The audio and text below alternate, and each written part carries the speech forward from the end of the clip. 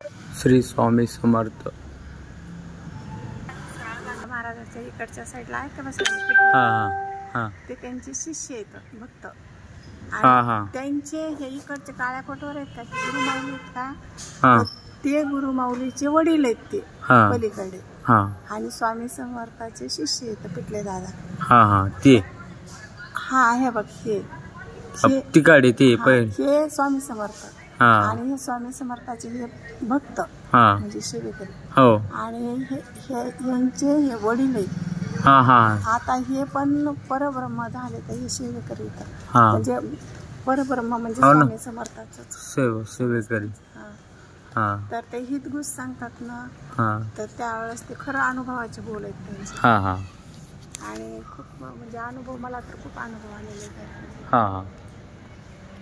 काही अडचणी असल्या काही असल्या पण एवढं की आरती वसट खायचं नाही मी पहिलं सांगते मी तुला कुणी असो मी आमच्या घरात कुणीच खात नाही आई नाही वडील कंटिन्यू जर आरतीला कोणची बी एक आरती अटेंड करायची कोणती बी सकाळी 8ला असते नंतर 10:30ला असते नंतर 6:30ला इथं नाही कोणी पण गावाला असते स्वामी समर्थाचं केंद्र असेल ना तुमच्या तिथे आहे का केंद्र असं केंद्र म्हणजे काय स्वामी समर्थाचं नाही ना आमच्या इथे नाही नाथापूर मध्ये आहे मग जिथं असेल तिथं तर हे स्वामी समर्थाचं जिथं केंद्र असं तिथं काय करायचं आरतीला जायचं कोणती बी एक आरती अटेंड करायची सकाळची नाही तर 10:30ची नाही तर 8:30ची पण एकच आरती धरा नाही तर तुम्हाला जसा वेळ मिळेल तसा आरती करायची मग छोट्या मोठ्या पोत्या आहेत स्वामी चरित्र आहे दुर्गा सप्तशतीचं आहे जप करायचा नंतर गुरुचरित्र असतंय नवनाथाचं पारायण असतं तुम्ही आमच्या आत्यावानीच हे करतात पारायण आमच्या आत्या 1 वर्ष सोडित नाहीत पारायण 7 दिवसाचं मग ते आपण आपल्या मनावर असतं एकादशीचे ते कंटिन्यू पुन्हा वारी सोडित नाहीत एकदम कंटिन्यू वारी गुरुवारी पण त्यांचं गुरुवारी तो उपास धरतात पुरुष लोक आणि आरतीला कंटिन्यू आला तरी इतका रिझल्ट लागत आहे ना मला तर खूप अनुभव सगळं आयुष्यात बदलच पडतो म्हणायचं आयुष्यात बदल नाही आपल्या जी गरिबी आहे ती दूरच होती स्वामी समर्थ आणि आपल्या लेकरांचे आचार विचार चांगले राहतात वाईट मार्गाने जात नाही आणि या मार्गात कसं आहे जे सेवेकरी असतात ते वाईट लोकांच्या संगतीत राहतच नाही कारण त्यांचं तसं हेच आहे त्यांचं ते डायरेक्ट मार्गालाच लावतात समजायचं अजून काय पाहिजे वाट हुगली ते वाट लोक कसे किती परेशान होते संकट येते त्यांच्या मार्गामध्ये संकट अजिबात नाही मी तर संकट मोचनात ना काहीतरी म्हणते ना त्यांना ते नाही का रे काही घडामोडी येतात ना काही बी आपलं चढ उतार होतं ना जिंदगीमध्ये आता ते काही येत नाही तसलं हार जीत असते सुरू जे अडचणी आहेत ते दूर होतात मग आता आम्हाला तर किती आमच्या तर सुना पारायण करते लेकरं करते ती काय दिवसभर पारायणाला नसते सकाळी लवकर उठायचं 6 वाजता उठायचं आपलं आंघोळ बिंघोळ करून शिनी मग तुम्हाला वाचायचं असलं काही तर यायचं केंद्रामध्ये सूचना देते आरतीच्या नंतर आरती झाली आज आरतीला येतो आरती झाली का 6:30ला पण फिक्स असते का नाही काय असते ना असते आणि काय करायचं 6:30ची आरती असो 10:30ची असो किंवा 8ची असो तिथं हितगुज सांगतात ना म्हणजे हितगुज म्हणजे बाबा असं आहे तसं आहे आज ही सेवा करायची ती सेवा करायची हे असं सांगतात आणि आपण त्यांच्या सानिध्यात राहिलं रेंजमध्ये राहिलं तर तो अनुभव घेऊन बघ ना किती रिझल्ट लागतो ओके रिझल्ट लागतो अनुभव घेऊन आपण म्हणजे मला काय अनुभव नाही म्हणजे देवाचा अनुभव घ्यायचा म्हणजे ते बी आपण इतके मोठे नाहीत बरं का जाणते जसे खेड्यापाड्याने जाणते जसे जास्तच करणारे जास्तच खरं आता मला लोकांना परेशान करते ते लय चालू गावाकडे म्हणजे त्यापेक्षा आपले हे महाराजांकडे जर आलं तर ती अगुरुविद्या सुद्धा आपल्यावर चालत माझ्यावर तर लय सध्या लय संकट आलेले ते करत ना बेकार जिंदगीमध्ये माझ्या करायचं महाराजांकडे आरती कंटिन्यू करायची कंटिन्यू म्हणजे दररोज आरती नाही ना मावशी ऐका ना आता मी ह्याच्याकडे गावाकडे बघा नाही तुला माहिती एक जरी घेतली तरी म्हणजे माहितीसाठी सांग बरं सांग कंटिन्यू 108 वेळा 108 वेळा खंड न पडता जर तू स्वामींची आरती घेतली आरती म्हणजे उभा राहायचा आरती तर मग तुझ्या मनात तुमचं काम आहे, आपलं हे काम झालं पाहिजे, बरोबर ते स्वामी काम करतात. अनुभव घेऊन बघायचं. घेऊ ना. नाहीतर मग असा गुरुचरित्राला 7 दिवसाचं पारायण असतं.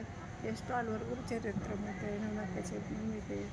मग त्र्यंबकेश्वरला जायचं, नाहीतर दिंडोरीला जायचं. तिथं ती गुरुमाऊली काळे कोट घातलेले, त्या गुरुमाऊलीच्या तिथं सेवा घ्यायची. आपण माझं असं काम होऊ द्या म्हणायचं. मग ते आपल्याला सेवा देते, त्याप्रमाणे सेवा करायची. साधा आणि सरळ आणि सोपं आहे. एवढं रामबाण आपल्याला उपाय म्हणायचं एवढं करे ना. मला तर जेवढा अनुभव आला तेवढं सांगता. आतमध्ये फोटो आहे का काय? कुठं ह्याच्या? नाही इकडे मंदिरात ते तिथं स्वामी बस तेवढंच आहे का? हा, इकडं काय तसंच ते तिथं फोटो असं फोटोचा मोठा. मला अक्षरशः पारायणाला जर तुमचा एखादा 1-2 अनुभव सांगा ना काहीतरी. पारायणाला जर बसले ना मी, तर असं वाटायचं बाई मला सकाळी उठणं होईल का असं प्रश्न पडायचा. थकलेला असते माणूस, सकाळी एखाद्या वेळेस उठणं होत नाही. तर मग ते झोपलेले असले ना, तर मला वाटायचं मला आता सकाळी लवकर उठणं होईल का, मग पारायण होईल का. नाही जाग आली तर अक्षरशः स्वामीने उठविले सकाळी सकाळी, बरं का. मनानेच उठून बसतो माणूस. नाही, आवाज का नाही आला? हो ना, स्वामी काय म्हणते, मावशी मावशी होता सकाळी. हा, सकाळी मावशी मावशी उठा ना. मी म्हणते बाई दुधवाला चाला काय ते. मग उठते. मी म्हणलं बाई राणी झोपलेली, पूर्व झोपलेले, बाहेरून घराच्या बाहेरून बाहेरून दारातून आवाज आला. मी म्हणलं उठून बघत येतं कोणच नाही. मी म्हणलं बाई दुधवाला म्हणा, तर म्हणलं कोणच उठलेलं नाही. एकदा एक वेळेस असं झालं, पारायणच चालू होतं, मला उठायचा कंटाळा येतो ना. तर म्हणायचं मला असं की स्वामी स्वतः उठवते. मुद्दा असं सांगायला लागला तुम्ही. तुमच्या घर स्वामी पशी तुम्ही सेवेत गेला तरच स्वामी आपल्याला कुठंच येऊ देत नाही, अडचण देत नाही. पुन्हा मग स्वामीने काय केलं, एक दिवशी उठायलाच उशीर झाला, तर मला लई मोठी सेवा करायची होती ना.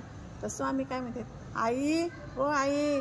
मी उठले, बघत नाही बाई म्हणलं कोणीच उठलेलं. मी बोललं राणी तू सकाळी मला आवाज दिला का ना स्वामीचं नाव. मग ती म्हणते नाही आई. म्हणलं मी बाहेर येऊन बघत होतो कोणीच दिसत नाही आणि मला आई म्हणून ती म्हणली मी नाही उठवलं. म्हणजे तुम्हाला मी उठलेच नव्हतं. म्हणजे स्वामींनी मला एकदा आई म्हणून उठवलं, एकदा मावशी म्हणून दोनदा हे झालं अनुभव. मग सांग मला स्वामी समर्थाचा काही उद्देश आहे का? नाही. आपल्या भक्ताला डायरेक्ट हेच करते ते. आपली अडचण आहे, आपण दुःखी, आपण त्यांच्याकडे गेलेलो. आपले हे दुःख सांगायचं त्यांना, दुसऱ्यांना नाही, कोणाला सांगायचं. चर्चा करायची स्वामी, बोलायचं. मग स्वामीने मला 2 वेळेस उठवलं पाहिजे. मला तर एवढा अनुभव आला. आणि एक वेळेस तर असा अनुभव आला की डॉक्टरनं सांगितलं की आमच्या मोठ्या मुलाला संतती होती ना, तर 2 वर्ष झालं लग्नाला. 3ऱ्या वर्षी मी डॉक्टरकडे गेले सुनाला घेऊन तपासायला. तर ते डॉक्टर काय म्हणला, संततीच होऊ शकत नाही म्हणला यांना, त्यांच्यात प्रॉब्लेम. मग बाई म्हणलं तुमच्या ह्यांना सुना. म्हणलं महाराज असं का बरं माझ्या घरात फुल खेळत नाही, मला असं काय केलं तुम्ही? मग काय केलं, आपलेच सेवे करेल त्यांनी म्हणजे असे पारायण करा केले ना. मी पारायण आणि ती सेवा रुजू करायला त्या गुरुमाऊलीकडे गेले. ज्या दिवशी मी सेवा रुजू करायला गेले त्या दिवशी डॉक्टरकडे म्हणजे तब्येत ठीक नाही म्हणून बसायला गेले. तर तिथं गुड न्यूज कळली. बघ अजून काय पाहिजे. डॉक्टरनं सर्टिफिकेट दिलं होऊ शकत नाही, तरी पण स्वामींनी काय दिलं मला, चप्पर काढून. 2 मुलं येतात जुळे, आता 9वीला आहेत यावर्षी इंग्लिश मिडियमला. केलेलं बरं तुम्हाला, तुम्ही भक्ती तेवढी करतात. भक्ती काहीच नाही बाबा, मी लय साधी सरळ आहे. साधी सरळच माणूस म्हणजे त्यांना आवडत असं नाही. तर काय आशामध्ये करायचं, असं उगाचच करायचं म्हणून करायचं तेवढं आहे. आपलं मन कुठं स्वामीला 2 हातात जोडायचे, स्वामी माझं हे काम करा, स्वामी माझं हे काम करा, काय आपण उपकार करायला. तेवढं आहे. देवाला स्वामीला म्हणायचंच नाही, स्वामी खुद मनाने करतात. करे ना. मला तर ह्याच्या पलीकडे बरेचसे अनुभव आलेले. कधी आलतात तुम्ही इकडं? काल परवा आले. काल परवा चालते. अजून हे त्या- पारायण तर थांबणून जाईल मग गावाकडे. 7 दिवस करणार म्हणजे कितवा दिवस आहे? आज दुसरा दिवस. हा, कालच आलात म्हणजे म्हणायचं. हा, तुम्हाला माहित नव्हतं हे मंदिर बंद असतं म्हणून? काल काय आपण इथं राहतच नाही. हो हो, पण काल सकाळी आलतात का दुपारून? 6ला यावं लागतं इथं पारायणाला. सकाळी 4ला म्हणजे सकाळी करून गेलं आणि नंतर आता आलं. आता आले. सकाळी 4ला उठते. उपास असं का नाही? म्हणजे 2 टाइम असतं, सकाळी संध्याकाळी. हा, सकाळी 4लाच उठले, झाडून काढलं, ते भांडे घासून टाकले, आंघोळ केली, कपडे निर्मल भिजू घातले, साडी नेसली ना आले इकडं. मला पारायण सापडलं. पारायण झाले. आपल्याला योग आला बरोबर झाली. नंतर महादेवाला गेले, महादेवाला 1 तांब्या पाणी घातलं, पुन्हा मग घरी गेले, मग स्वयंपाक केला, जेवण केले, झोपले. स्वामींनी मला भेटलं तुमच्या शेरी म्हणायचं. उठले, तोंड हात पाय तुटले नाही होत, इकडे म्हणलं पारायण करा. मी स्वामीच्या म्हणजे अक्कलकोटला जाईन म्हणतोय, पण किती चांगलं आहे रे. नाही ना, जाणच झालं नाही ना. जाईन म्हणतोय पण जाणच व्हाय ना. चांगलं आहे. त्यांनी म्हणलं आता त्यांनी बोलिलच नसन. हो ना बोलीन म्हणलं, त्यांनी बोलिलच नसन, त्याच्यामुळे जाणं झालं नाही. हट्ट करावं लागतंय स्वामी, जावं सेवा करायची. हा, यायचंय, भेटाय, बोलायचं म्हणजे भेट घ्यायची. आपण मनातून जर केलं तर बरोबर घडतं.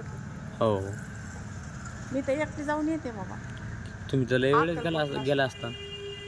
लय वेळेस गेला असता म्हणलं. नाही लय वेळेस तर नाही, पण असंच कधी जायचं. 1-2 वेळेस तर गेला असता ना? 2-3 वेळेस? 2-4 वेळेस. बरंच झालं की मग. त्र्यंबकेश्वरला मीटिंग असते बघ, 4थ्या. काय करतात तुम्ही? ऐक ना, 4थ्या शनिवारी त्र्यंबकेश्वरला, इथून नाशिकला जायचं, नाशिकहून त्र्यंबकेश्वरला जायचं. मी तर त्र्यंबकेश्वरची किती दवारी केली असं माहिती का? कुणी? मी. आणि मग गुरुमाऊलीची भेट नाही झाली तुझी? म्हणजे ह्या इथं गेला नाहीस तू? ह्याला स्वामी समर्थाच्या मंदिर गेलो असून, पण मी तेव्हा लयच बारीक होतो. अरे तिथं मीटिंग होती ना, हे तुझ होत आहे ना तिथं अलीकडे इकडं असं अलीकडं मंदिर आहे ना. तिथं त्र्यंबकेश्वरला गेले ना, कोणाला विचारायचं, कुशावर त्याला आंघोळ करायची आणि सगळे सेवेकरी असते. 4थ्या सोमवारी मीटिंग असते. मीटिंग मध्ये सगळं मार्गदर्शन करते. आम्ही ह्याला जातो, प्रदक्षिणाला गेलतो.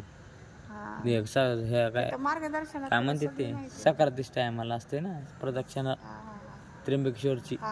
8-9 वेळेस घातली मी सोबत. हे पण नाही रे त्र्यंबकेश्वरचे तिकडं शंकराने जट आपटेलेले. हा, तिथं वर गेलेलो. अरे मी नाही गेले बाबा. एकदा नाही, आम्ही 7 वेळेस गेलो. 4-5 वेळेस गेलो असून ते तितक्या वेळेस गेलो होतो. रेकॉर्डिंग झाली रेकॉर्डिंग झाली. काय असंच गप्पा आणि काय होतं काय. मी आपलं मोकळा